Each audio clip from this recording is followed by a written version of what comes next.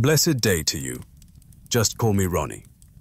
This is about the experience of our father and how he survived the hands of the Aswang.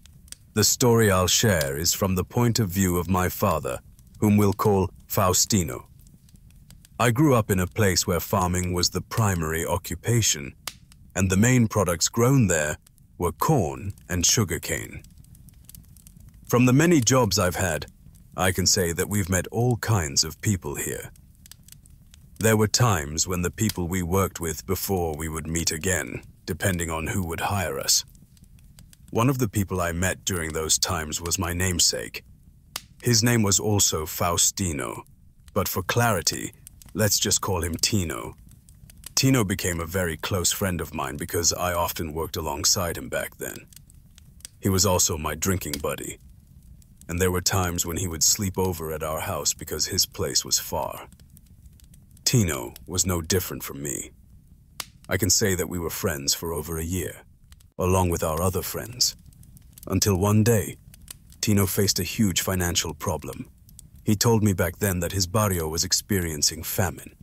There was no meat to buy, and they had nothing to consume. I remember that it was indeed a dry season back then. So, I thought to myself, maybe their barrio really got hit by poverty, right?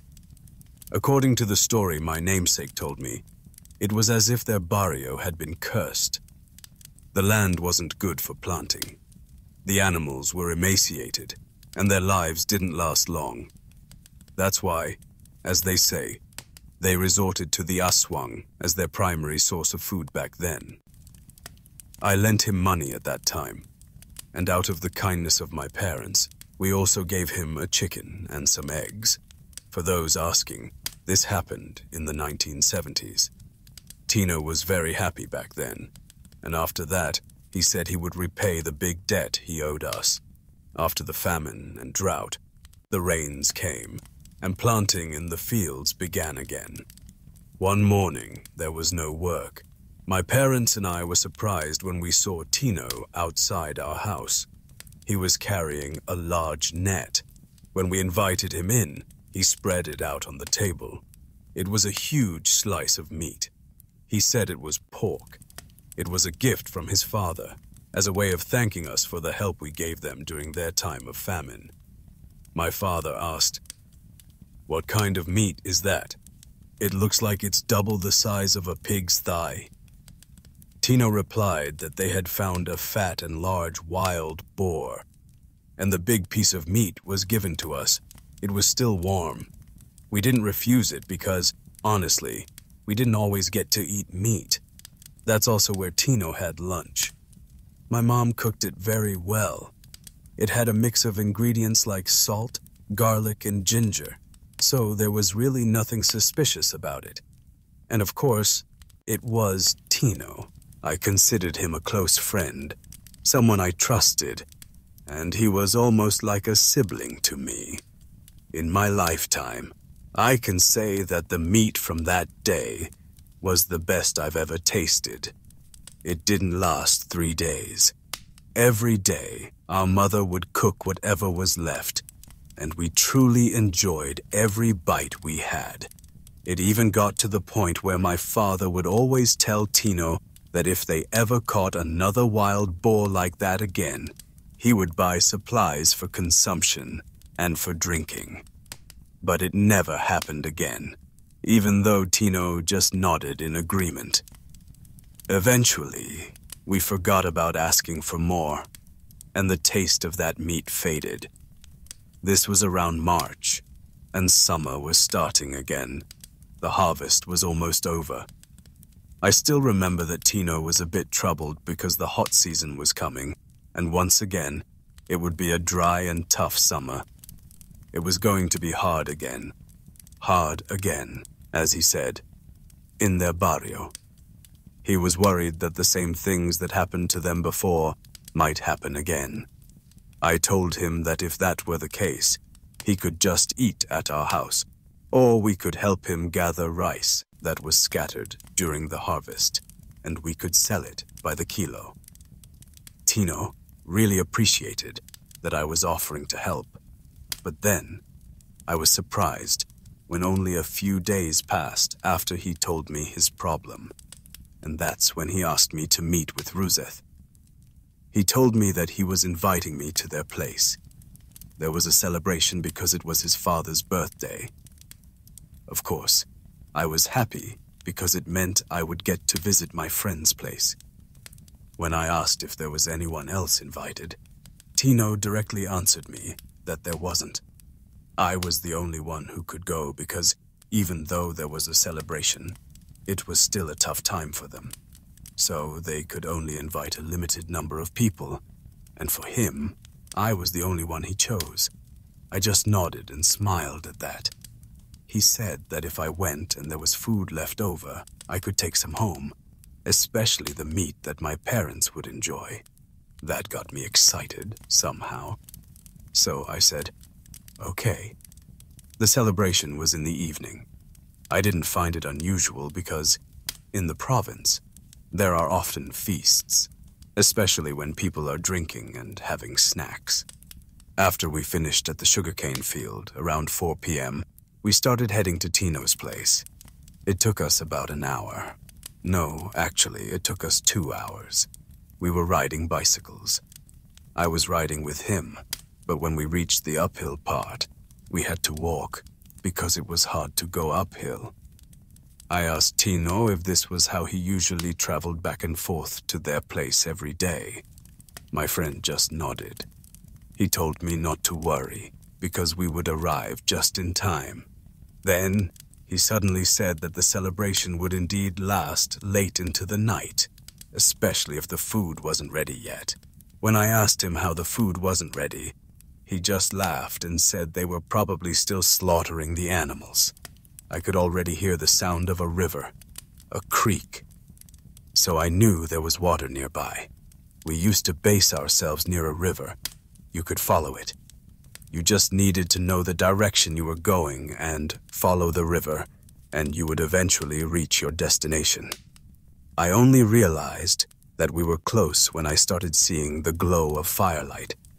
I saw a yard, but as we got closer, I suddenly asked Tino, "Hey, I thought this was a barrio. Why is it that it seems like only you have a house here?" Tino didn't look at me at that moment.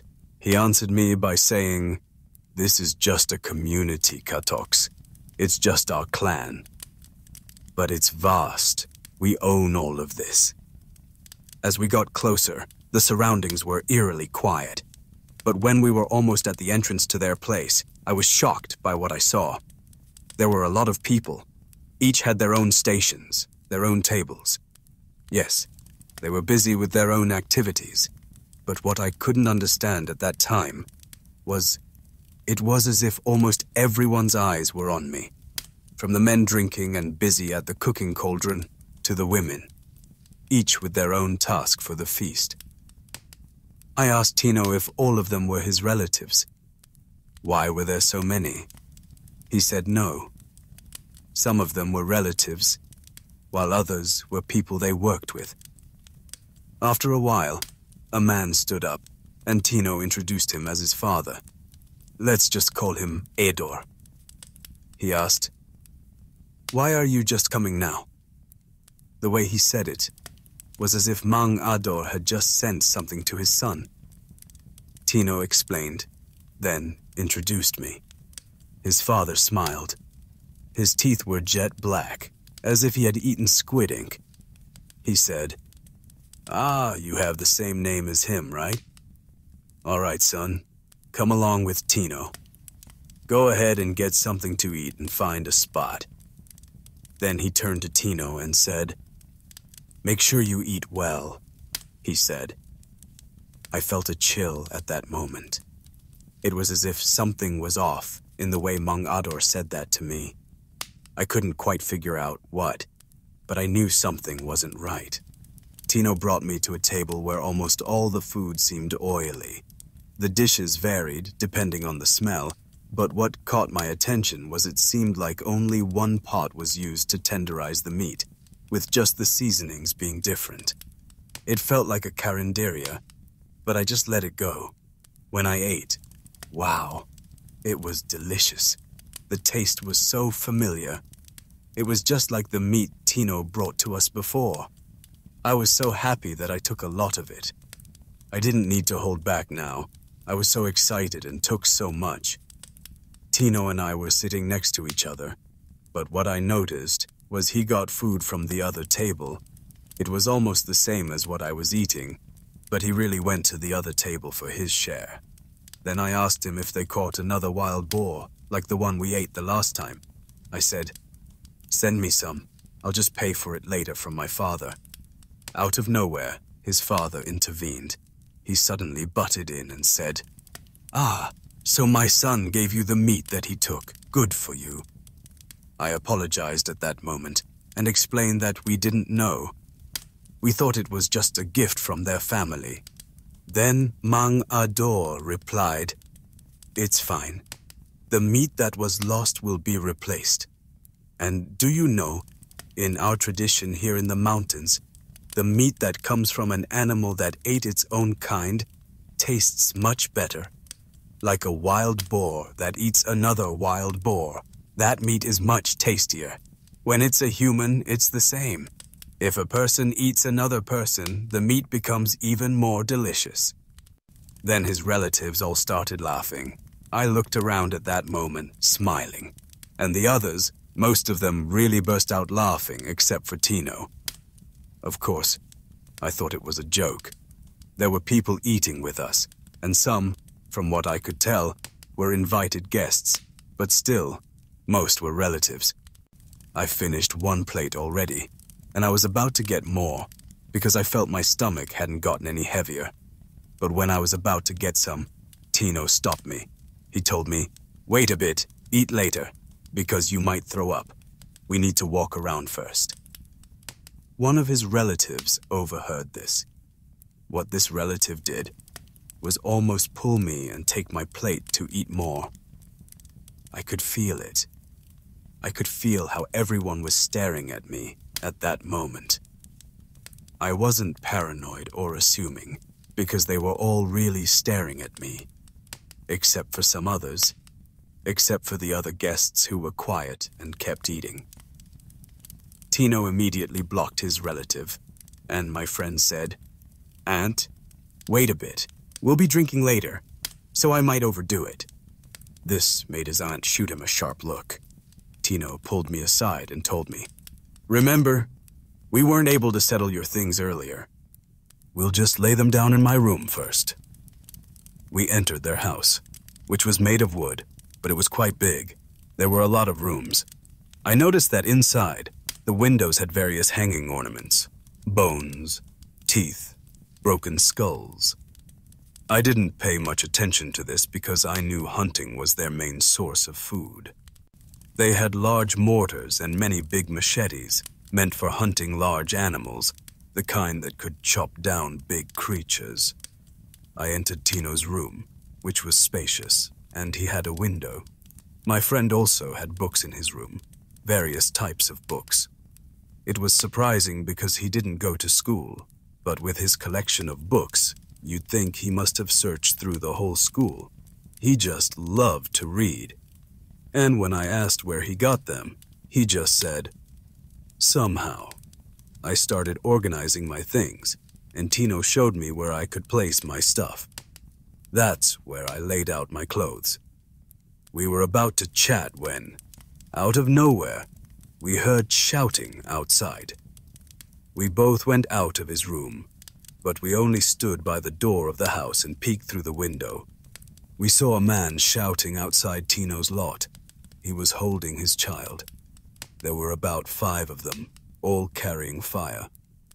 I could clearly see that he pointed a trembling machete at one of Tino's relatives and said, "Don't you dare involve my child in your brutality and hunger, you animals.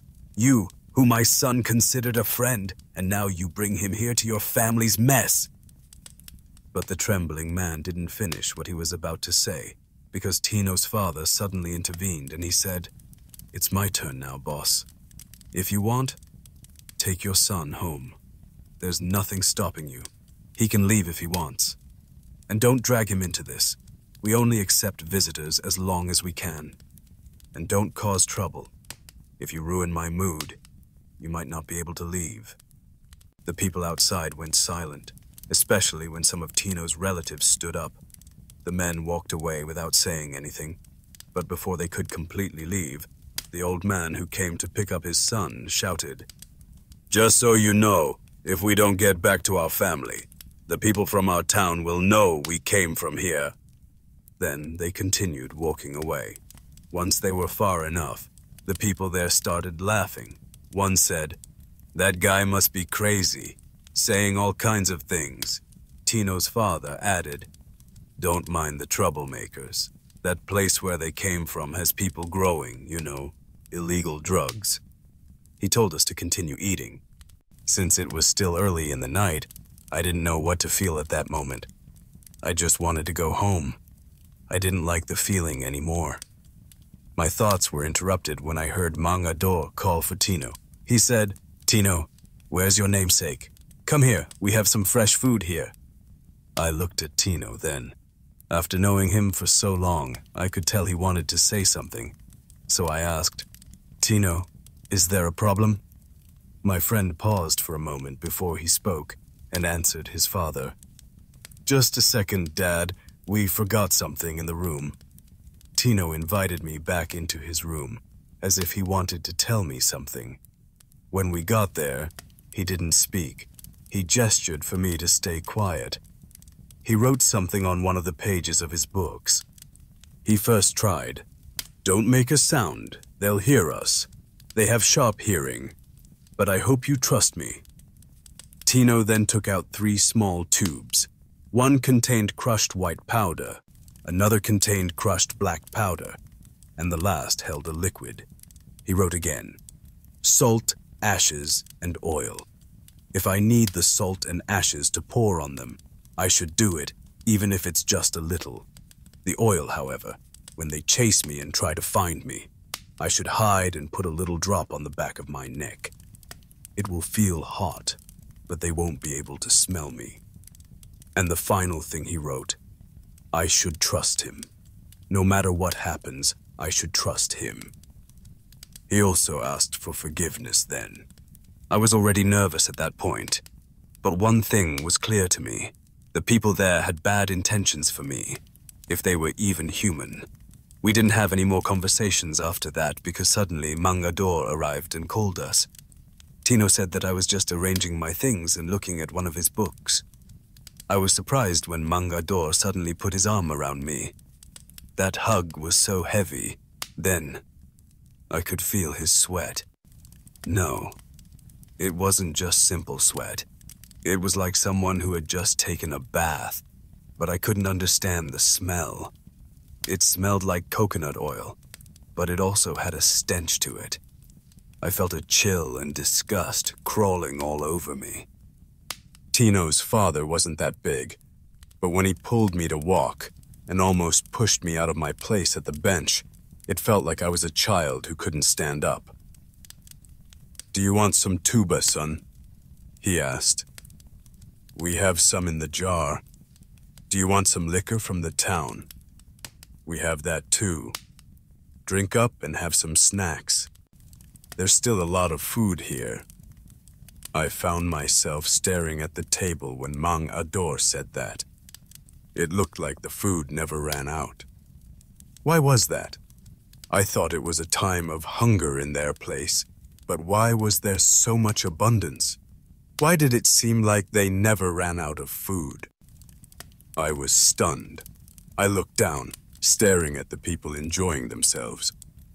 It felt like something was wrong. I kept looking around while pretending to get food from the table. Until I returned to my seat, that's when I noticed something odd in whatever position I could see. At first glance, yes, people were enjoying themselves. There were some drunk, some were almost slumped over at the table. But why was that? Why did it seem like almost everyone who was tipsy, based on what I remembered and how I was introduced to them, were all guests? And why did it seem like they were missing something? Was everyone about to leave? Tino quickly gestured for me to come to our spot, and as I got closer, He quickly stood up and grabbed my plate. He held it and muttered, "You took so much, you almost spilled it. Good thing I got it in time. You haven't even drunk anything yet." I saw Mangador smile, along with the person next to him at the table who was also drinking. Tino was right next to me, bumping into me as I was getting more excited. When I was about to sit down, Tino spun me around briefly in my chair. That's when he saved me, because when Tino handed me my plate again, I knew something was different. I knew it was different, because the dish that was there was the one from the other table, where my friend had been taking food separately. And the plate he was holding and eating from was the plate I used to get my own food. In short, he switched them. Tino smiled at me while eating, as he was forced to eat the dishes on my plate that were supposed to be mine. My friend smiled and said I should finish my food and drink alcohol with it. He made an expression on his face that I immediately understood. It was Tino's face when he signaled me to follow him. So I did. When I was almost done, just as I was about to take the last bite, I suddenly got a stomachache. It was intense. I really stopped breathing and almost choked. I froze for a moment, then was about to look at him. But what he did was put his arm around me and whispered, "Just get in." A moment later, Tino guided me, and once again, everyone looked at us. Then Tino said something to his father that really shocked me. It was in a different language, but I understood it at that moment. Because my grandfather on my father's side, I grew up in that province when I was young. Tino said, "He's down, doesn't feel or hear anymore." To which Mangador responded, "Ah, he's weak." Then everyone laughed. His father immediately met us. I was just crouching, and Mangador whispered to Tino, "Carry him behind. Your uncle will follow later. I'll handle the rest. Just put the others to sleep." You know, when I heard those words, I really gave it my all in acting. I pulled my body towards Tino. When we entered the house, luckily, there was no one around. As we approached the back door, Tino whispered very softly to me, "Don't scream, no matter what you see. When you get there, just run. Go straight down the back, follow the flow of the water, and when you reach the river, you know what to do." When we got to the back, Tino immediately let go of me. He was out of breath. I could see his face pale. I asked, "What's the problem?" He said that I should eat what the other guests were eating. There's something to make him sleep, so he swapped the food we had back then. He also ate what was supposed to be mine because we would be noticed if we didn't reduce the amount, or just threw it away. Almost all the eyes kept going back and forth, watching all the guests eating. I was told to hurry up before he falls asleep completely. He also couldn't keep up with me because he couldn't handle it, and it was better that way so his father wouldn't suspect him. After I went out the back, I was momentarily shocked by what I saw. Two of the guests I couldn't see at the dining table were there, on the bamboo bed, tied up on a table. The most disgusting thing for me out of everything, that even now when I remember it, I really want to vomit, were pieces of meat, mixed together. I saw parts of pork, I saw parts of chicken and chicken feathers. Pig's tail. But what I feared the most back then were the arms, thighs, shoulders, and hands that I knew were neither pig nor chicken. You know what that is. I really cried that time, because it was all mixed together. Even their blood was collected in one big basin. It looked so filthy. The smell was still lingering. Is this what you're talking about? Is this the tagutom that Tino was talking about? The one where they mix people with their filth? A while later, I felt something hit me. When I turned, I thought we were caught, but I saw Tino, exhausted and struggling to stand. He was pushing me away. I ran quickly, running without getting tired, because Tino said, "Just go straight ahead." I didn't know. 10 minutes, 20 minutes, half an hour. I couldn't count how long I ran, but I felt relieved when I heard the sound of rushing water. At first, I thought those animals were just simple cannibals, but I almost fell when I heard their screams, especially the voice I knew was Mang Ador's. "Boy, don't run anymore. No matter where you go, we'll smell you." At that moment, I was already crying, jumping, and stumbling down. I could hear the flow of the water, getting closer and closer, until I finally saw the riverbank. The thing was, I could also hear the footsteps and laughter of those chasing after me, as if they were so happy. They could smell me. In the middle of the repeated voices in my ear, they could smell me. That's when I remembered Tino's gift. When I saw that the water current was strong, and I would slow down if I crossed, I slid into the opportunity. The side of the riverbank had caves or clumps of soil, covered with thick grass, bamboo stalks, and all sorts of vines. I crawled there, lying flat, and while doing that, I took out the oil and rubbed it along the riverbank. I was so lucky to find a spot that was really covered by grass and at the same time piled with fallen branches from trees and coconuts. I prayed then that there would be no snakes or any other animals there. I didn't see them outside anymore. I was really hidden there. A while later, I heard them up close. Mang Ador cursed while saying, "The smell is gone. It's impossible for him to cross the river that quickly. We'll find him. He was here just a moment ago." By then, I was holding the 2 tubes that Tino gave me. If ever, I thought I'd rather die first, or kill someone before they could get me. Another thing I thought of then was to swallow the whole bowl of salt, so that if I didn't survive, they wouldn't be able to use me either. If I'm right about how I understood those protections, I heard Mang Ador giving orders to his companions. Some of them called him Manong. That was how they addressed him. These orders were unusual, unlike the typical commands of a group leader or cult leader. What were those orders? Climb to the top of the tallest tree. He told others to cross the other river. Smell every corner. Listen to my tracks and my breaths. They said no one would leave. No one would slaughter or eat the remaining guests until they saw me. Then, I heard a collective sound of anger. My hair stood on end, and I started crying in fear. I rubbed the oil again, not just on my back, but on other parts of my body, as much as I could, so it wouldn't run out. I was feeling cold that night, shivering from both fear and the chill, especially since I kept hearing the sounds and voices of people calling out to each other, as if they could hear one another. I couldn't see anything outside. The grass where I hid was so thick.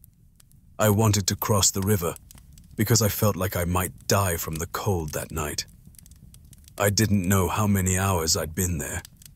Even though the sounds had stopped, I didn't come out. I didn't close my eyes. I bit my own lip to make sure I was still alive and awake. A while later, I suddenly heard a chicken crowing. It was morning. I thought I'd wait for the light to come before I would finally go out. I felt like they had already searched far enough. When I saw the light, I went out. It was just getting bright. I peeked around and didn't see anything. So when I saw that no one was around, I quickly ran across the river. I was almost stumbling as I groped my way to the other side. A while later, I had crossed to the other bank. I quickly climbed up. I saw a man standing at the top. He was holding a goat. When he saw me, it seemed like he was helping and approached me. He asked if I was okay. In my paranoia at the time, I threw ash and salt at him. He was surprised and blocked it with his hand, but after that, he asked again what had happened to me. That's when I felt a little more at ease. I thought to myself, He's just a man. I told him what had happened. He asked why I was with those people. I told him that the child was my close friend. This man then said he would take me to make sure I was safe. Luckily, even at my young age, I was familiar with the area. When he mentioned we'd walk to the northern part of the riverbank, I had a bad feeling. I immediately questioned him, saying that wasn't the way if I was to follow the river. I don't know. That's when I started to feel more suspicious. Suddenly, he changed the topic, asking if I had eaten and if he had food with him. My eyes started moving around, and I immediately noticed something about him. He was hiding the arm he had used to block the salt and ash I threw at him. I didn't show it, and I took the food he said he brought. It was wrapped in a banana leaf, still warm. The smell was so familiar. I thought I had already eaten this before. I don't know what came over me, but I suddenly kicked his goat, which caused it to roll down the bank and into the river. The old man's eyes bulged. It wasn't a normal kind of bulge. As he ran, I saw that his arm, the one that got hit with salt and ash, was swelling and covered in bumps. At that moment, I knew. I dropped the food and ran in the direction I knew was right. I just kept running. I didn't realize that the sun was gradually getting hotter. I thought to myself that I couldn't trust anyone around me. Then, I just started crying. After more than an hour, I saw the part of the river that was very familiar to me. I knew there were still several villages to walk through to get home, but when I saw this village, I cried inside. I knew this place. I quickly slipped through any gaps I could find until I reached the road. I immediately ran to the nearest store. I drank from the well and sobbed. I didn't tell anyone what happened and still didn't fully trust them. When I felt I was ready, I walked and walked until I finally got home. I felt like I had lost my mind. When I got home, my mother caught me. One of my siblings quickly ran to fetch my father from the farm. I was bedridden for more than 3 days, vomiting constantly. The healer came to visit me repeatedly. It wasn't just me and his thoughts. He wasn't only treating me, but my entire family. Because we all needed to be cleansed, or what they called a cleansing, since what we did was against the teachings of goodness. We ate something that went against our will. We couldn't understand it, but the healer was completely focused on us, especially on me, wherever I went to be treated. I kept eating over and over again. My parents even thought I might lose my mind, because there were times when I would suddenly lash out, with my eyes wide open, drooling and growling. These were things I really couldn't remember. Until the 4th day, I could sit up even though I felt pain all over my body. For almost 2 months, I had to take the medicine regularly, and we accompanied it with prayers every 6 a.m. until he himself said that I was fine now. After that, the medicine stopped. He told me to be careful next time. He said that for now, I should help my father, or that my father and I should work together. I often got separated from him. He told me not to trust anyone, but he said that at least one person from that group of Aswang was someone I should forgive. That person was none other than Tino. Tino sacrificed himself in the final moments. He was overcome by guilt and couldn't betray me as his close friend. There are really groups of Aswang like that. They make friendships. They gather people from different places so that when the so-called day of hunger comes, their group will have someone to bring home to eat. Hunger is what they call the times when the Aswang families gather together to feast on human flesh. The house I stayed in that night probably wasn't really their home. They could have taken a community far away from everyone to gather there. Afterward, they would make their move. The healer listed the places or villages where the Aswangs were scattered. Those were the places we were supposed to avoid.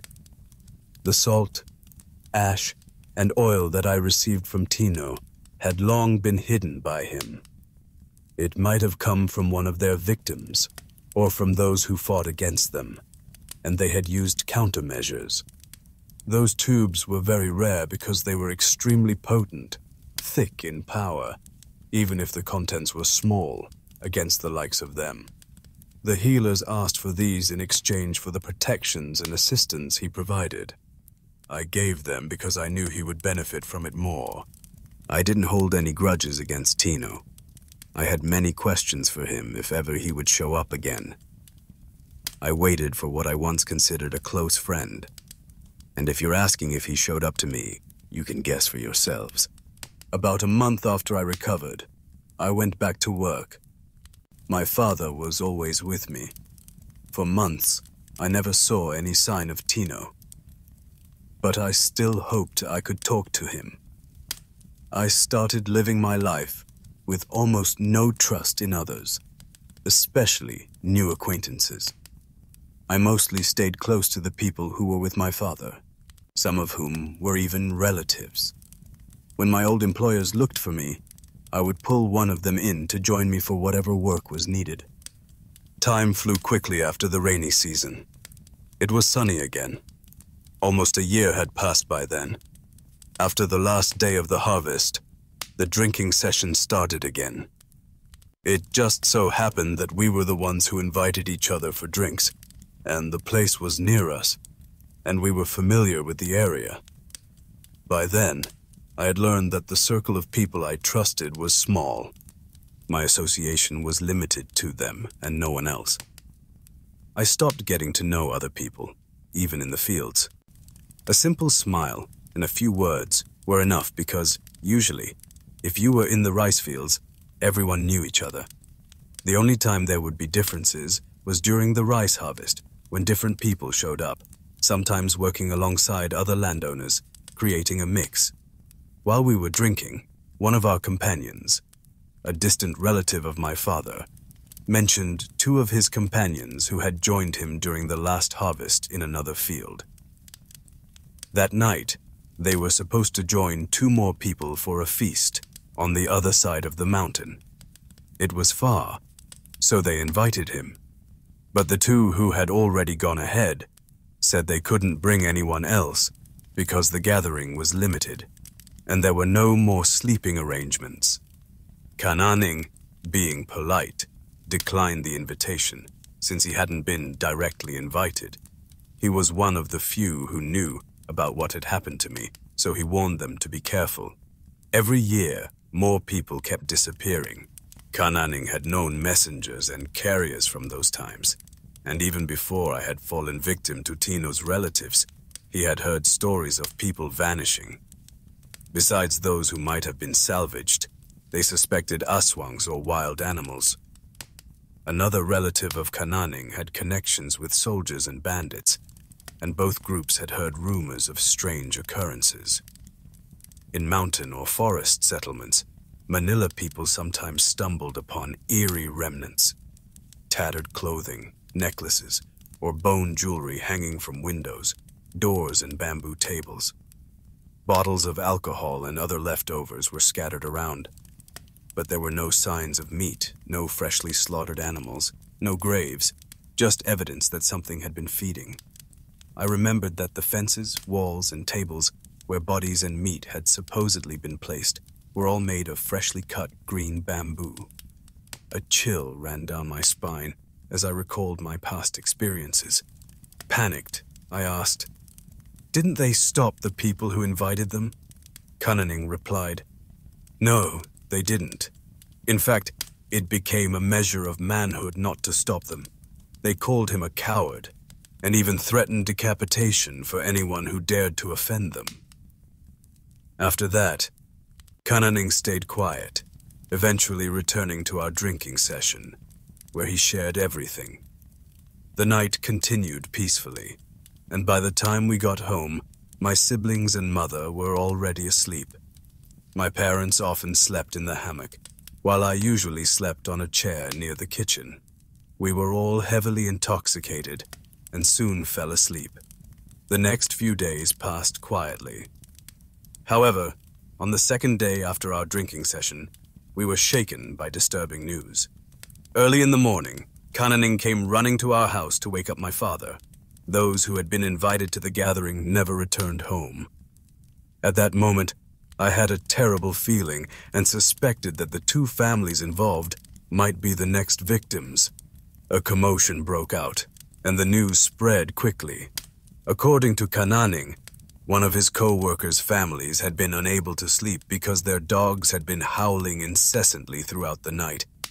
They were puzzled and uneasy, sensing that something was terribly wrong.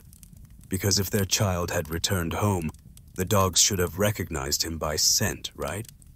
The father of the family, frustrated, went out with a machete to check. And guess what he found? At their gate, there was something hanging. It was a large pork leg, but it was from a wild boar because it had dark skin and still had fur. It was fresh. But what shocked them the most was that the piece of meat was wrapped up in a torn piece of the last clothes their child had worn. The same thing happened with the other family. They also received similar news. I couldn't understand it, but when I heard and learned about this news from Kananing, I remembered what the witches had said about the hungry season. When it's hot, they are hungry again, and I started thinking, if I hadn't made it out alive, or if I hadn't escaped, would this have been the same fate for my parents? I decided to gather my courage. I hoped that maybe someone had escaped. My father told me not to get involved, but I couldn't live with my conscience. My father didn't know what to do because I was crying so hard about what happened. I couldn't find peace. I coordinated with Kananing.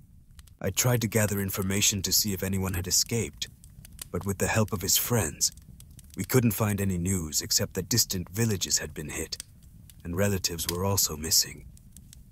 And just like what happened to Kananing's acquaintance, there were also people who received pieces of meat with scraps of clothing that belonged to their missing relatives. No one dared to eat the meat they found hanging. Some even tried to bring the meat and the torn pieces of clothing to the shamans, and it was confirmed that the meat was from a ferocious beast, while the pieces of clothing had nothing unusual about them, according to the shamans. I should clarify that the shamans in our area are skilled in divination, and if there's no disturbance, illness, or any signs, they can't see anything. However, there was one who was knowledgeable enough to interpret the events related to the owner of the fabric, and all they could say was, eaten, fed, slaughtered, consumed. This brought everything back to me. I kept remembering the events, the bodies scattered behind the house, the mixed meats, and the terrifying monsters in my nightmares. These creatures spoke and asked for help. I knew my father wouldn't approve, but when I heard that groups had formed to hunt down these monsters, I became interested in joining. During the first few rounds, I just followed along, but after that, I started asking to go with the groups that passed through the ravines. We'd circle the area before heading toward the steep mountain ridges and climb those parts, hoping to find an opportunity. We spent days searching, but we came back empty-handed until the end of summer.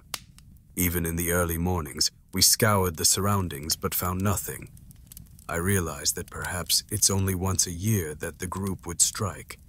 But what I didn't think about back then was that there are other groups doing the same thing. I overheard some gossip from Kananing, even from one of his relatives who had connections with bandits and soldiers. Nothing was missing during the rainy season.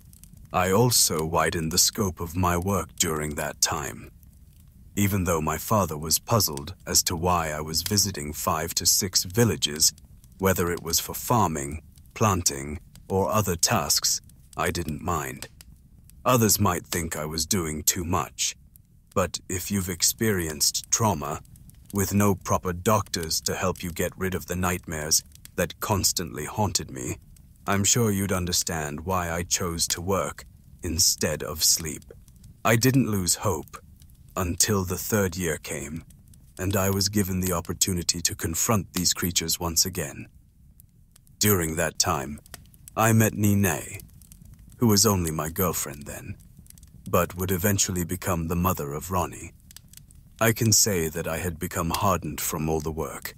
My skin was already burnt from the daily toil. One particular day, I suddenly stopped working when I overheard a conversation between one of my co-workers and a newcomer laborer. Both of them were strangers, not like the others. "Hey, I only invited you," the worker said. "It's in the mountains, and if we invite anyone else, others might join in. No, it's just a small gathering." My ears perked up when I heard that. The way it was said felt so familiar. Even the feeling I had was all too familiar. After we finished work and the two men parted ways, I quickly followed the one who had been invited. Let's call him Juan. Since my face was familiar to him, he smiled and nodded. Juan was a friend, and after a little catching up, I made a casual remark to him. I said, "I overheard you and Johnny talking. He invited you, right?" I said, "Someone invited." I heard from someone I knew that there was an invitation for a gathering in the mountains. Only a select few were invited, just like him. I even joked about whether we were going to the same place. Juan, being young, was happy, and, in his excitement, told me the day and time they would be heading to Johnny's mountain. It was Friday night, after work, and they would walk for a few hours. My body shuddered when I heard that. I didn't know why, but I suddenly tried to act brave.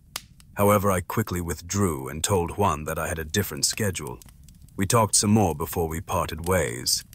For the next few days, I kept an eye on Juan and Johnny, and from our brief chats as we walked home, I managed to gather information on which part of the mountain they would be climbing. Although Juan couldn't give me the exact location, he did tell me the route they would take. There was no problem with that. From what Juan described, the trail they would take was far from where I grew up. But as expected, they would still pass through a stream or river. If you grew up in our time, reading maps, interpreting the shadows of trees, the flow of the river, the alignment of the trees, and even the direction of the clouds in the sky, were all essential for finding your way. It was easy for us, especially for me, as I had experienced many different directions and misdirections during those times. You could also add the fact that I had wandered through various places. Back then, I still kept in touch with two of my former companions, Ramonda. I mentioned it to them, and without hesitation, they agreed to join me. Let's call them Ruel and Val. We were all in good spirits. We didn't have any other plans except to follow Juan and Janice Sakuta. If our hunch was correct, we would find a way to report things at the right time. If not, then at least we would be better off, right? I regretted giving the salt, ash, and oil in the tube to the healer. But there was nothing more I could do. The meager blade, fire starter, gas, salt, and ash that I had brought from home were all I could offer. We weren't planning on fighting, as I knew we couldn't handle that. Our plan was just to get the chance to face them, and I hoped my close friend would be there. Early in the morning, I was already on my way to work, carrying what I needed. After lunch, I had the opportunity to talk to Juan. I gave him the salt and ash in the cloth bag.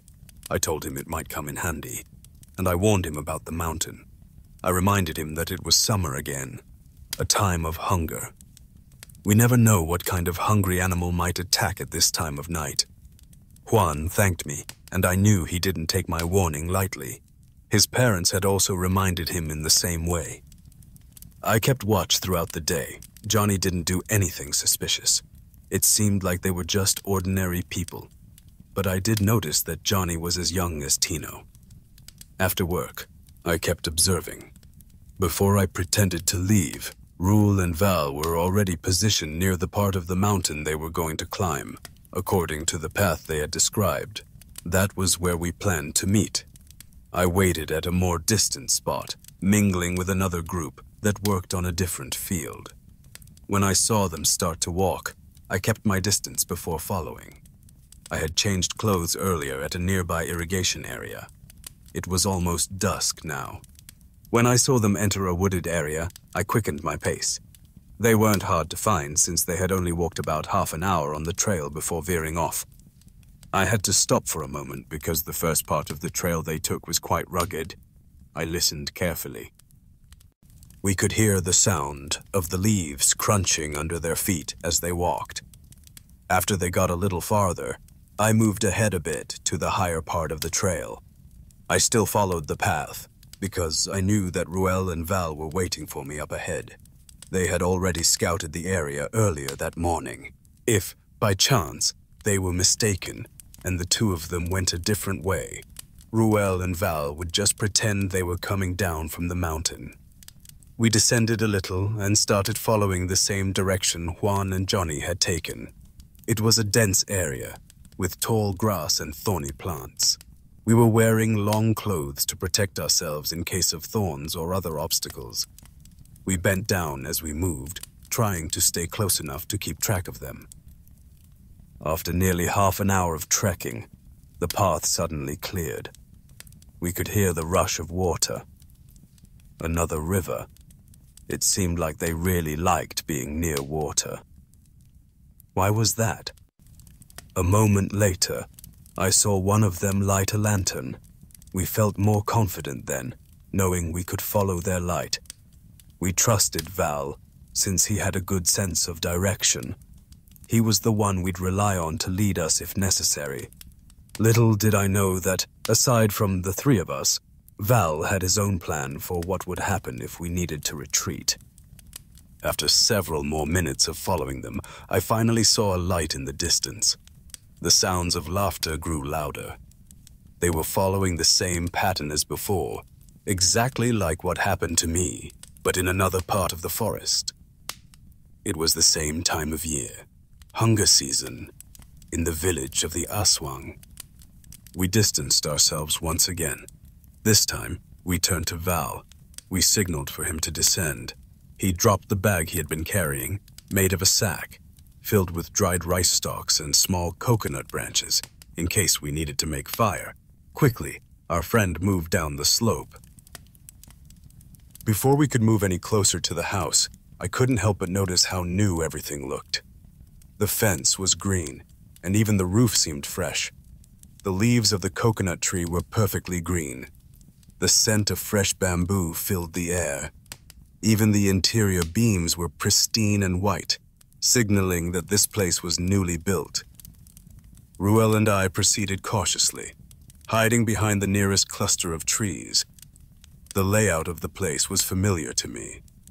A square-shaped area with several people positioned outside, though this time, there were fewer of them.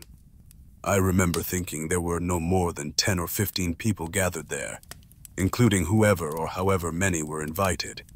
A fragrant cooking scent filled the air. We looked around to confirm that there were no other houses nearby, confirming the isolation of this place. Just this one house. I left my other equipment with Ruel, careful not to make noise. Slowly, I crawled along the ground, trying to get closer to the fence and peek through the gaps. At first, I couldn't see Juan or Johnny because of the smoke, but the smell of cooking was enticing, though the thought of what might be mixed into the dishes made my stomach turn. The smoke began to clear, and the cooking aromas faded. Slowly, I could make out the figures of the people inside. There were indeed only a few of them.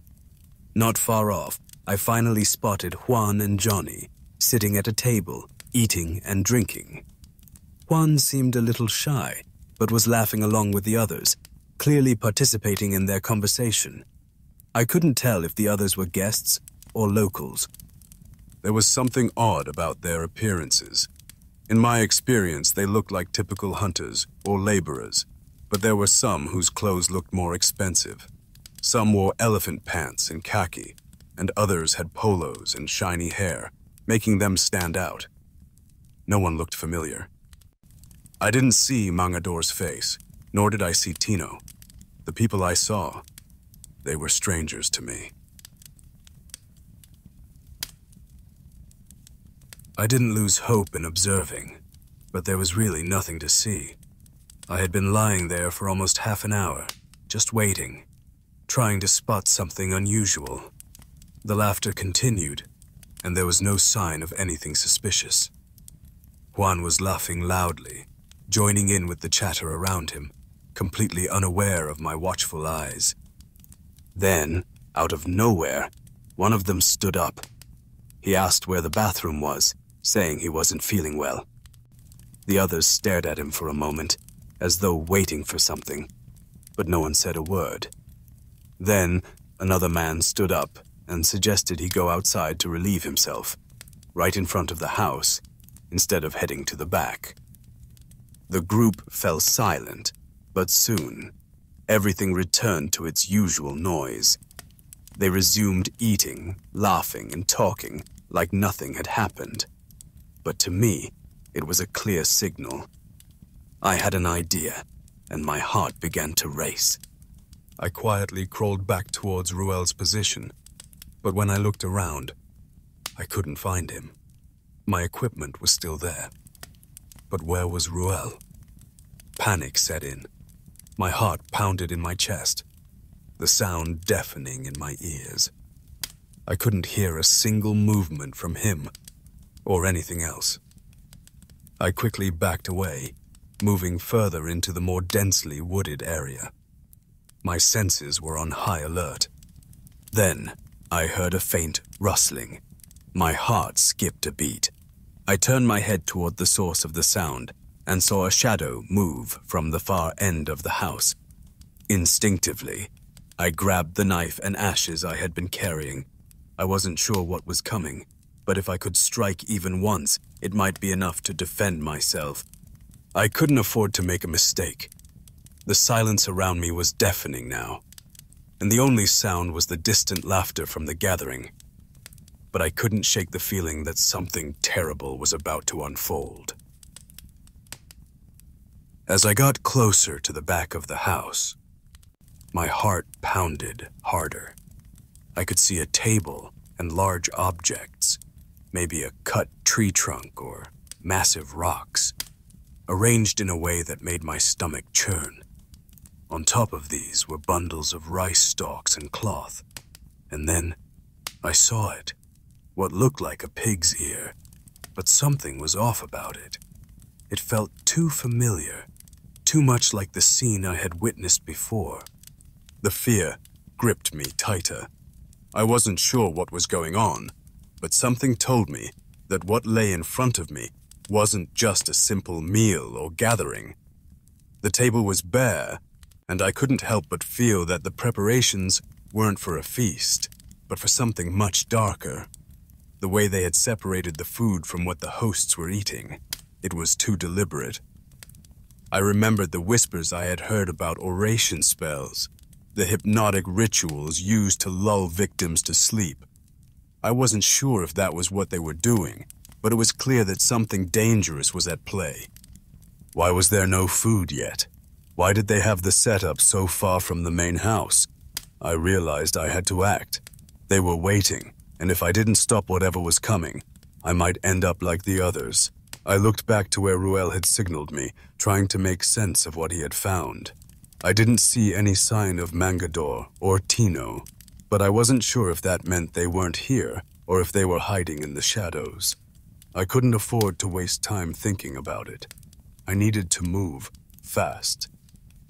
The important thing is that we have enough evidence for this. I estimate that it will take a few more hours before Val returns. I really thought he was going to ask for help, and that his requests for help were not yet ready. I have a lot on my mind as I stare at the piles of meat. But I shouldn't act immediately until we have someone with us. We're at a disadvantage, and even though I escaped at first, I know the chances were small because I had protection with me. But when we went up again, we had something to fight with, although it wasn't as effective as what Tino gave me. I remembered the path. I even crawled a bit in the grass. It's like I could see Ruel. I have the grass. One of them just stared at me. The night was getting deeper then. And at this moment, I realized that as the darkness deepened, it seemed like their abilities were getting stronger. My position then was at the corner of the house wall, near the door leading out to the back. I heard someone talking there, mentioning that they should feed what needs to be fed because they were starting to get hungry, so they could enjoy themselves earlier. I thought that was it. But then something happened. Enjoy themselves. I thought that was all. But I suddenly stepped back when I heard one of the people talking ask a question. It was a woman's voice. Did you smell that? Outside. I quickly stepped back as quietly as I could. I left it for a moment near the back. I ran toward Ruel. I signaled him, as if to say, while we slowly backed away until we were crawling. We positioned ourselves on the slope of the mountain, where the only obstacle left was the root of a tree. I remembered the grass by the river when I escaped. I said we should dive into the grass and fallen leaves. I kept watch. After a while, I noticed the woman who came out from the back. She peeked. She was looking into the darkness around her, as if she could see everything surrounding her. I widened my eyes when she found it, where I had left the trace. She sniffed it. She bit it. Then she looked around again. Ruel and I didn't mind the itch and sweat from crawling, but I think we were at the right distance so we wouldn't be smelled. And besides, the wind was blowing toward us, so it was carrying our scent away. Or maybe our scent is being carried away. She bit the gas inside. I didn't know if I should be thankful that's what she found. Because if I had brought that gas, maybe she would have tracked us down, right? We didn't move from our spot. That's when I realized maybe I was just too close so she could smell me. Or maybe their monster traits just come out when it's very late at night. We didn't move from our position, but we could hear them getting louder. Just eating and eating. It's good that we're here. They were cooking new batches of food. This was probably the part where they added something to make the food sleep-inducing. We didn't know what else we were waiting for. I started questioning Val. Maybe he's involved, right? Another half hour passed. Suddenly, we heard even louder laughter. It was so loud, they didn't care if anyone heard them. Put those things at the back and clean up. Just don't repeat what happened last time, okay? You killed them right away before slaughtering. It's better when the insides are still moving while they're being opened. So fresh. I got chills then. I wanted to rush in, but I was scared. I'd only become part of their food. Ruel was shaking and almost crying then. I just kept elbowing him. I want to go home. Let's get out of here. Let's leave here. I held Ruel tightly after he whispered that to me. I pressed my mouth to his ear and whispered, "They'll see us if we stand here." I wasn't sure if they would hear our rustling, but as much as possible, don't move, Ruel. It's better if we wait for morning here, if they won't come back for us. Ruel bent down and pressed his face to the ground. Then suddenly there was silence. The noise from the others seemed to lower and lower in volume until I couldn't hear anything anymore. All I knew then, they weren't moving. They just stayed in their respective positions inside. At first, I didn't know what they were doing. Or maybe they were just keeping watch. I was getting nervous too. I was praying they didn't sense us. Then I noticed something. Someone came out from the back. It looked like they were cleaning up. It took me a few more minutes to understand what they were doing. Because from where we were, a few meters away, we could hear footsteps along with the light flicker of fire. That meant they had already sensed the approach of those coming, even from a distance. That's why they went quiet. From our position, we could see everything happening at the back of the house. Some were busy, in a hurry. Some were hiding something. When the group of walkers passed by us, we felt relieved when we saw Val ahead. He was with a group of other men, some of whom were even wearing law enforcement uniforms, just outside the gate. They were greeted by other men from inside. We quickly stood up. We carefully gathered the things Ruel and I had left by a tree. We didn't follow them right away. "Good evening to you. What's going on? Looks like you're having a good time. And are you from here?" one of Val's companions asked. "Just a little get-together, you know, when you're hungry. You need to make up for it," replied one of the people who came out of the house. The ones I didn't know were authority figures glanced around. "Is that so? Can we come in?" This is where the people from Ron started to complain. They were saying something about a gathering. Nothing should ruin their fun, and the ones who arrived weren't really invited. When Val asked where we were, or if the people from Ron had seen the two men who came before him, that's when we stepped out. We said, "We're here." We didn't hesitate to say that the bodies were behind us. At that moment, one of the women stepped in. She whispered something to her companion outside while staring at Ruel and me. I couldn't be wrong. This was the woman who had smelled and taken the gas earlier. The people there couldn't do anything but let us all in.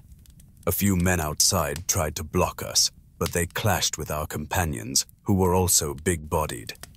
We all kept moving forward into the house. I couldn't see Juan. I got nervous. I shouted, "To the back! Head straight to the back!" When we got to the back, there were no bodies or meat left, but it was enough to see bloodstains all around. I looked at the table. I saw a piece of bamboo, still whole. It had blood on one end, as if it had been used to hit someone. Maybe one of the scouts saw something further ahead. We shouted and ran to chase after it. The first one who saw something said there were people running, carrying some long body wrapped in a mat. We chased after them. Our companions in uniforms were mixing with the bodies. We were already quite a distance from the house where we came from when suddenly we noticed that it was burning. One of our companions cursed loudly in Spanish, saying they had burned the evidence. It felt like we were tricked. Even though they were carrying something, the ones we were chasing were too fast. We couldn't catch up. We kept running after them. I was only holding a small knife in my hand. After a few minutes of running, we suddenly felt the bodies. After a few more minutes of running, we realized we were running through the dark part of the mountain. The light from their torches couldn't penetrate the darkness. That's how dense the forest used to be in the mountains, before it was eaten away and cleared. We were shouting to keep running, just run. That's when we started hearing strange sounds. Sounds of howls I had never heard in my life. I'll explain the sound in a way everyone will understand.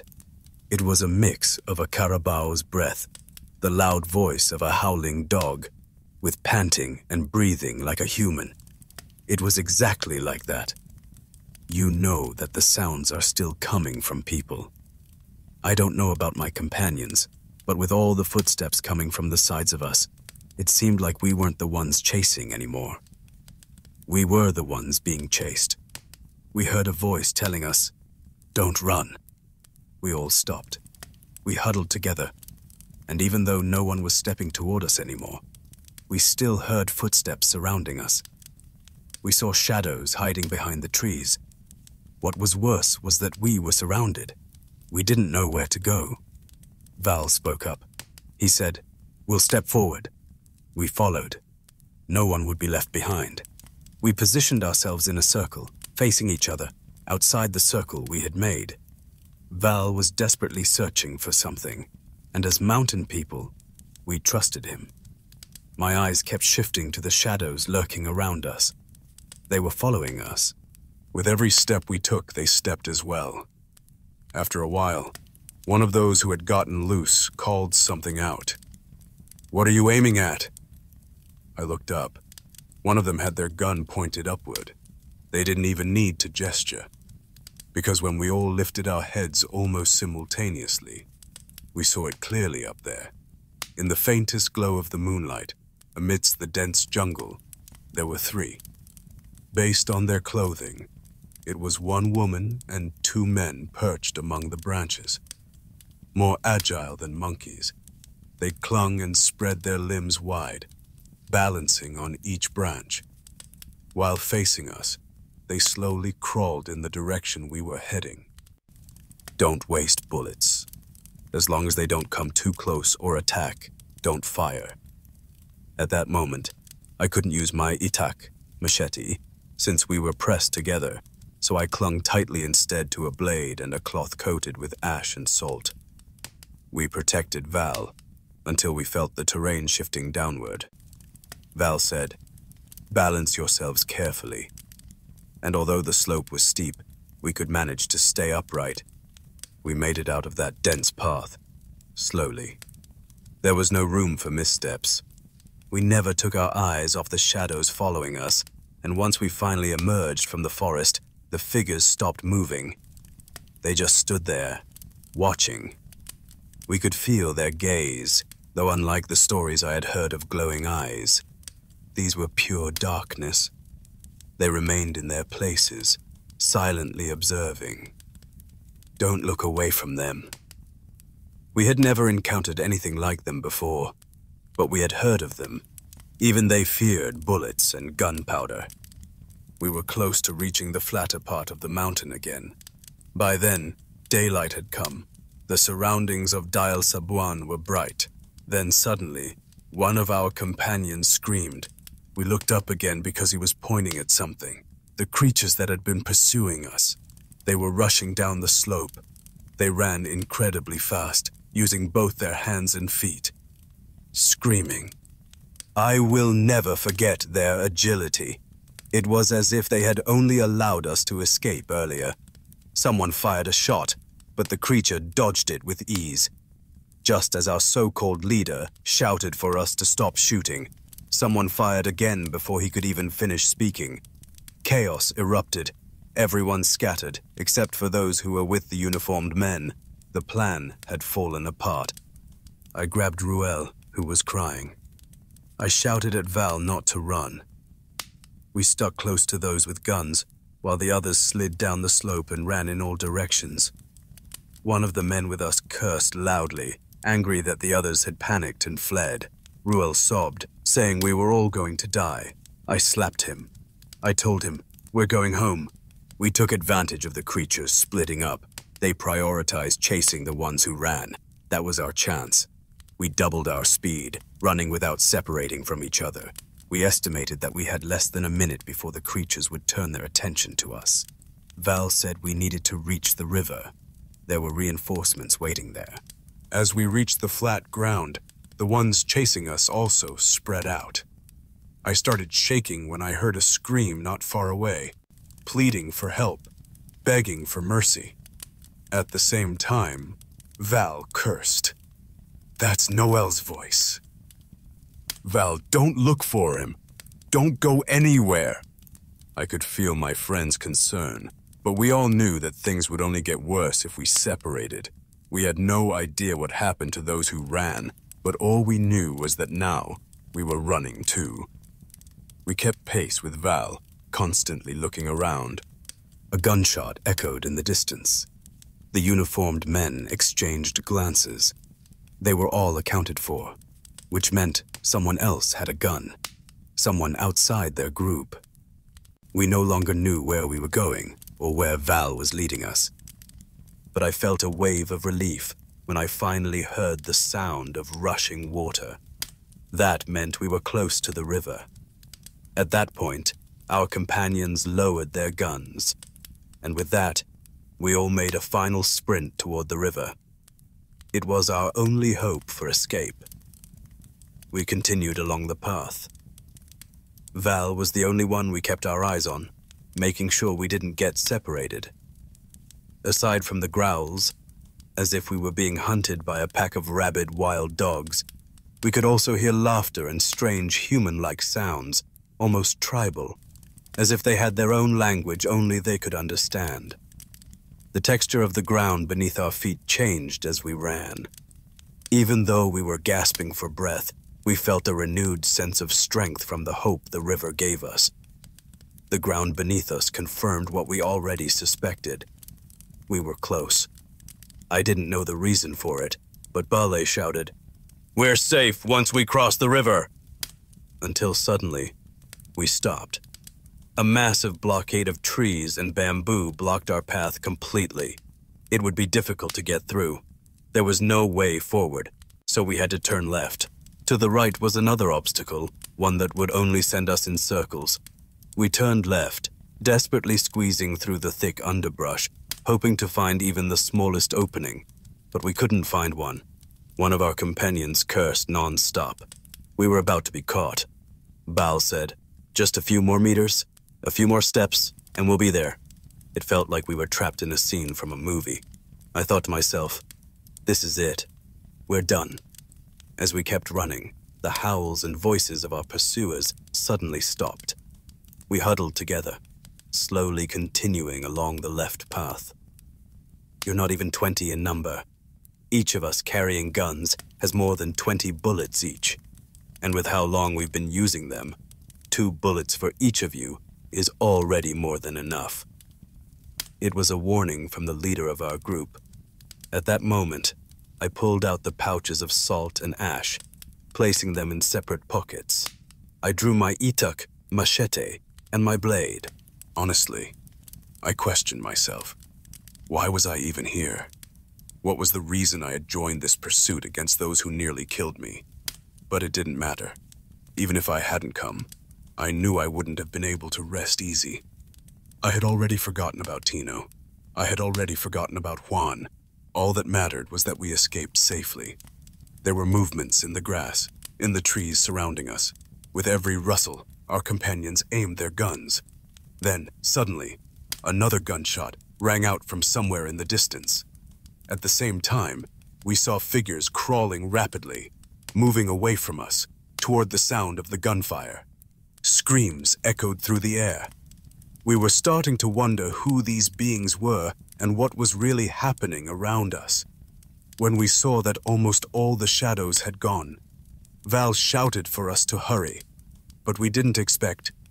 Some had stayed behind. We were caught off guard when someone from the very back of our group suddenly screamed in terror.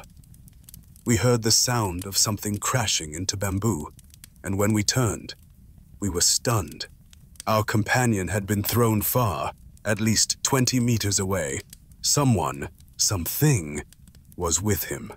They rolled across the ground, our companion screaming. He struggled to aim his gun, but it was too long for him to fire properly at that range. A shadow was wrapped around him, pinning him down. Our group raised their guns, aiming at the struggle, but no one could fire. It was too risky. If they shot, they might hit him instead. We moved in cautiously, but what shocked me the most was what happened next. Ruel, who had been terrified earlier, suddenly charged forward. He grabbed the creature and started stabbing it relentlessly. But it was as if the creature didn't feel a thing. It fought off both of them with ease. It shoved Ruel away, and just as my friend tried to break free, another one grabbed him, pulling him back. That was when I finally gathered the courage to run forward. When the creature realized it was outnumbered, that its allies had fled or distanced themselves, it finally let go. But the man, our companion, refused to release it. Then Ruel leaped onto the creature's back, wrapping his arms around it, giving me the perfect chance to strike with my itak, machete. Even though it was restrained, the creature still managed to dodge. I barely grazed it. But what baffled me was that my blade simply bounced off. I dropped the itak and grabbed my knife. Same result. That's why it was still so strong. Frustrated, I threw my blade aside, reached into both pockets, grabbed handfuls of salt and ash, and shoved them into its mouth. At the same time, I wrapped my arms tightly around its neck. That's when it started thrashing wildly, using only its neck to shake me off. But with such force that I felt like I'd be flung away at any moment. Gunfire erupted. While we wrestled, more of them were coming back toward us. One of our companions shouted, "Let go! We're outnumbered! They're coming back!" Ruel and the soldier who had been helping released their grip. I was the last one holding on. So I was the one who got thrown. At that moment, another gunshot rang out from one of our companions. The creature we had restrained twisted in pain and rolled across the ground. I grabbed Raoul, frantically searching for my knife and itak, machete, but I couldn't find where I had dropped them. We regrouped and continued down the path, not knowing what had become of the wounded creature. All we could hear were its screams and shrieks. We couldn't tell whether it was in pain or calling for reinforcements. We just kept running. Another gunshot echoed. That meant whoever was holding that gun was still alive. Up ahead, we saw an opening. A steep, canal-like slope, likely carved by water flowing down the mountain during heavy rains. One by one, we squeezed into the narrow path, sliding down carefully. The last one to go down was the boss, the leader of the soldiers. We ignored the itch of our skin, the cuts from the bamboo, the stinging pain from the thorns, and whatever else scraped against us. I felt something graze my face, near my eye. A sharp sting shot through my skin. Then we reached the water. It was deep, forcing us to swim. Luckily, all of us knew how. One by one, we clung to the riverbanks, grasping onto vines. We dug our hands into the muddy clay just to hold on. Baal and I were the first to climb up, then Ruel. The rest of our companions managed to pull themselves onto the opposite bank. In short, we had split up, but we could still see each other. A brief silence settled over us. Then we heard them again. Growls and shrieks, as if they were regrouping. Gunfire erupted once more. We were confused. Where was it coming from?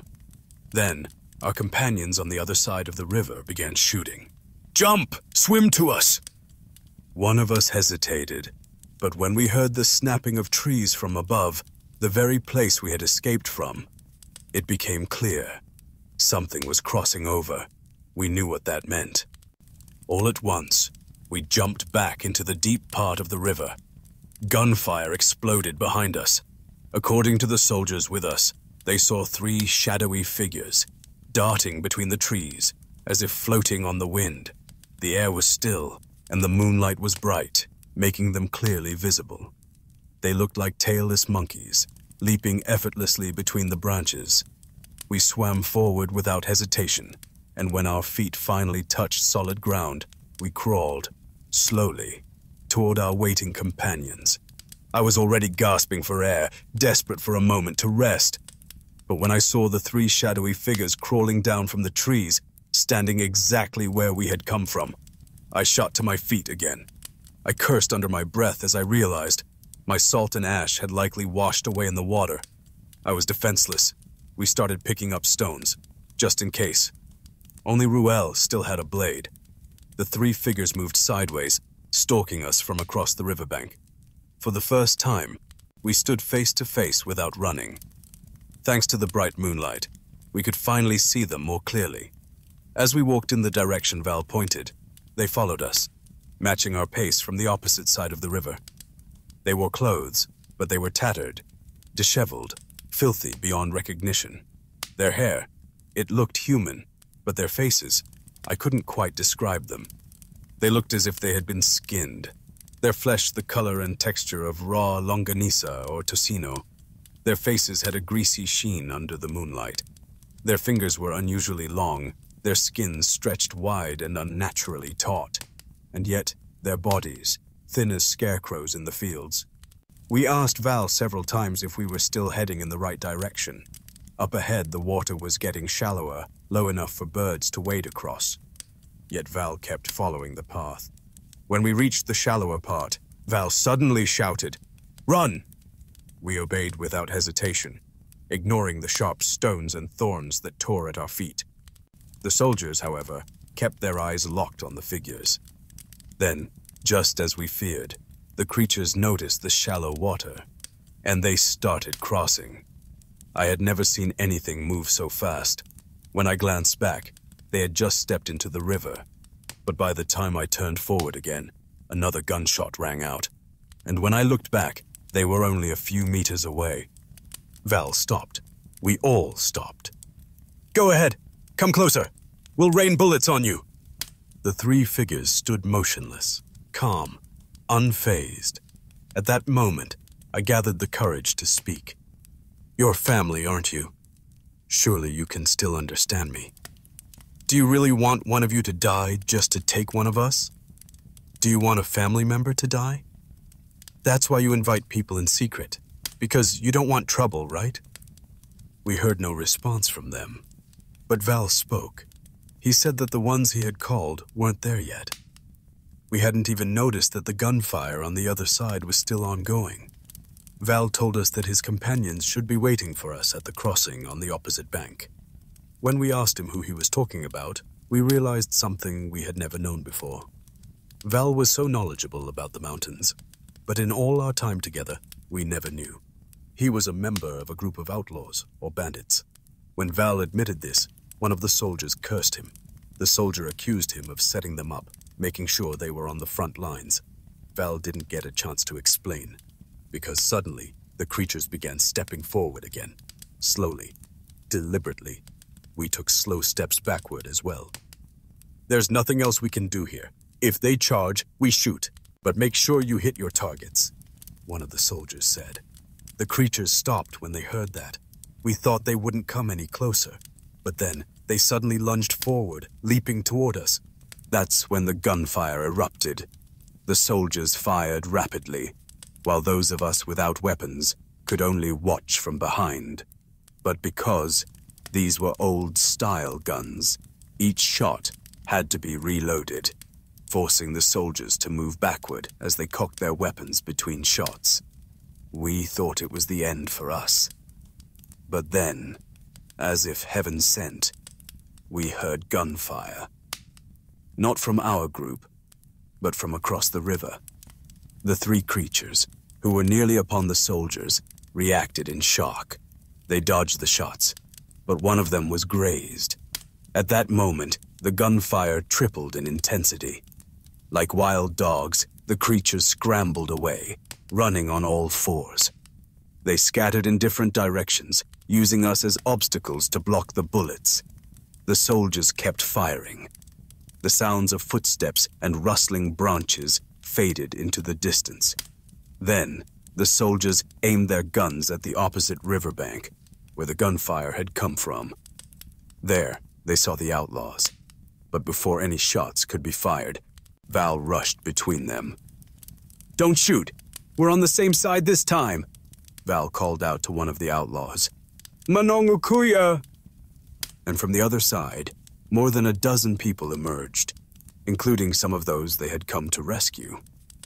Some of our companions chased after the creatures, but others were missing, not because they couldn't be found, but because the outlaws had already discovered them, torn to pieces.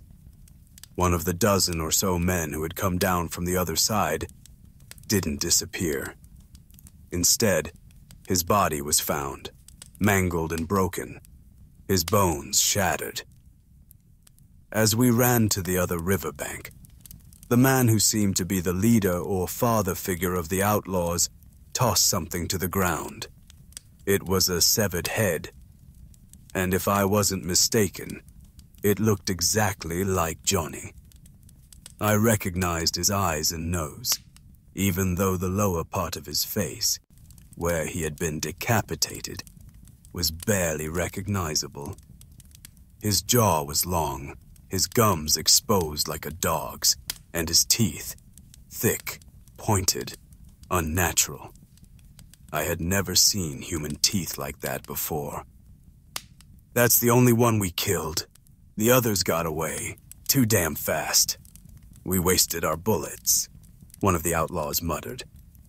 Hearing that, I just sat down on a rock. Ruel had no more tears left to shed. It turned out that while we were planning our climb, Val had already spoken with the outlaws. Like the soldiers, they had been hunting these creatures for a long time. but they had never found any leads. Val had taken the opportunity, knowing that some of these outlaws had also lost family members to these beings. Several times, the outlaws had nearly clashed with them, but they were too fast, impossible to track. So the plan was to force them down the mountain, where they would be cornered at the foot of the slope, their supposed territory. In short, we had been used as bait. The gunfire we had been hearing all along had come from them, and one of their men, Ruel, was actually one of their allies. Fortunately, he had survived. When Val shouted earlier, the severed head, which I suspected was Johnny's, had been found by the outlaws because he was already weak. That's why I was almost certain Johnny was the one who had fought us earlier and had been shot. The outlaws continued to search for more bodies, including those of our missing companions and Juan's, but they found nothing. They didn't want to climb back up to the thickly forested area where we had been surrounded, believing that the creatures knew the terrain far too well. Going back there would be suicide. The soldiers and the outlaws came to an unspoken agreement to act as if nothing had happened. But by morning, the soldiers returned to the burned-down house, this time with Val. They didn't report him. We couldn't go with them. If we did, we'd be dragged into it, and worse, my family might find out. They thought I had just spent the night at a friend's house. Since the next day was a Saturday, no one questioned it. Later, Val told me that some remains had been left behind in the burned-down house, but they had not been fully consumed, just small scraps, pieces. And as they retraced the path where we had been chased, Val recalled seeing fragments of clothing scattered along the way. Among them, something had fallen, been left behind or deliberately thrown away, a cloth bundle containing salt and ash. I had a strong feeling it was the one I had given to Juan. As much as I didn't want to think about it, we later learned from Juan's family that he never returned home. But what was strange was, his family never received any meat. The dry season ended quickly, and we waited for the next one to come, wondering if those creatures, would return. I didn't expect to hear anything more about Mangador's group, or Tino, or the last ones we had encountered. But a few months later, just when I thought Tino was dead, I was wrong. I never expected to see Tino again, let alone in the strangest way possible, something I still can't explain. Val told me that one of their new recruits was a man named Faustino. I begged him, offering a sack of my share of the harvest in exchange, to let me see this man. At first, Val refused, saying he wasn't sure if this Faustino was the same Tino I was looking for, because, according to Val, this man didn't seem to recognize my name. But I was certain. I insisted. Eventually, Val agreed. One afternoon, he brought the man down to meet me. As soon as I saw him, I approached him immediately. I asked how he was doing. He was thinner, looked older. His hair had thinned, but I was sure it was Tino. I spoke a lot, invited him inside, but he refused. When Val mentioned that we used to be friends, Tino's eyes widened. I saw something in his eyes, a flicker of joy, as if he was eager to know something. That puzzled me. He didn't remember me, according to Val. As they continued hunting down those groups, even the military, Tino ended up caught in between. They found piles of gnawed bones, discarded in the densest parts of the jungle, where no one had ever ventured before. But they never expected to find a living person there, sitting against a tree, staring blankly, remembering nothing except his own name. They took him in. They had healers among them, but still, they didn't trust him immediately, so they watched him carefully. Tino showed no signs of being an Aswang. He was just a normal man, eating normal food, interacting normally with people. He even knew his way around the mountains, but whenever they asked him how he knew the trails, he couldn't explain it. The theory was that he had been hypnotized or traumatized, then abandoned somewhere. Even I couldn't explain what happened to Tino. I had no answers, especially since we didn't truly understand what kind of hypnosis, prayers, or powers those Aswang had back then. That was the last time I saw Tino. According to Val, they never allowed him to return to the lowlands again. Months passed, and then Val himself never came down either. Ruel too disappeared, distancing himself from us after the trauma we had all endured. Only a few of us ever truly knew what was in that jungle. But you know, before I end this story, I have to ask myself, after Tino was found, why did Val never return either? Could it be that Tino had only been pretending? Could it have been another trick to lure in victims, or worse, to recruit them? I had only wanted answers from Tino, but when I saw him that last time, something felt different. I realized I didn't want to know the truth anymore. I was certain of one thing. I would never go back up that mountain, especially not during the dry season, when food is scarce, when hunger sets in, when those creatures in the mountains start to emerge.